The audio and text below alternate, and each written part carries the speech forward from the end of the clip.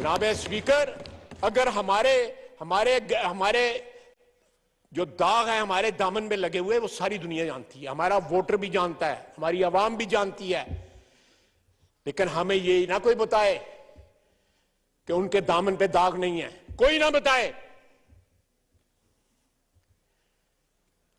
सियासतदानों में आज भी जो है वो ऐसी शख्सियात मौजूद हैं, माजी में भी, हाल में भी और इंशाअल्लाह ताला मुस्तकबिल में रहेंगी, जिनका नाम इज्जत और एहतराम से लिया जाएगा।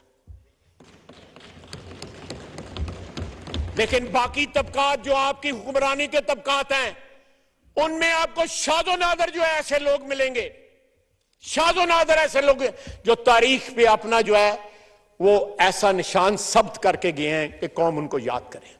हैं लोग, ये नहीं है कि नहीं है। और अकाउंटेबिलिटी भी हमने करवाई। किस तबके की पिछले 75 साल के अंदर अकाउंटेबिलिटी हुई है? किस तबके की?